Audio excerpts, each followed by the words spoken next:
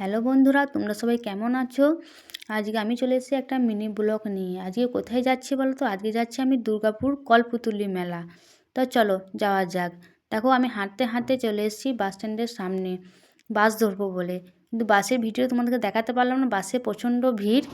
আর আমি এবার বাস থেকে নেমে চলে এসেছি মেলার মধ্যে। দেখো মেলাতেও প্রচণ্ড ভিড়। আমাকে তো কোথাও দেখতেই পাওয়া যাচ্ছে না যে কোথায় আছি আমি। এত মেলাতে ভিড়। জানুয়ারি মাসে 1 তারিখ থেকে মেলা বসেছে এখানে। এখন ভাঙা মেলা চলছে। তো আমি ঘুরতে ঘুরতে চলে গেলাম একটা দোকানে। দেখো এখানে অনেক কিছুই আছে, কিন্তু আমার পছন্দ হয়ে গেলো এই কানেরটা, তাই কানেরটা নিয়ে নিলাম। আরও মেলাতে ঘুরতে ঘুরতে চলে গেলাম একটা দোকানে। তো এখানে ব্রেসলেটগুলো খুব সুন্দর ছিল, কিন্তু একটাও আমার হাতের মাপে হলো না। তাই মন খারাপ করে চলে গেলাম একটা পপকর্নের দোকানে। দেখো এখানে কাকুর কাছ থেকে আমি একটা পপকর্ন নিয়ে নিলাম।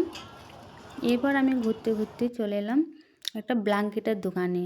তো এইখানে একটা আশ্চর্য জিনিস, ব্ল্যাঙ্কেট কেজি হিসাবে বিক্রি হচ্ছে, বুঝতে পারছো? তো ওই দাদাকে ডেকে আমি জিজ্ঞেস করলাম যে ব্ল্যাঙ্কেটের কেজি কত। তো আমাকে বললো ব্ল্যাঙ্কেটের কেজি হচ্ছে 400 টাকা। তা আমি ঘুরতে ঘুরতে চলে এলাম একটা ফুলের দোকানে। তাই এই ফুলগুলো কী দিয়ে বানানো তোমরা জানো বন্ধু? এগুলো শুধু বাঁশ দিয়ে বানানো। তা খুব সুন্দর লাগছিল দেখতে।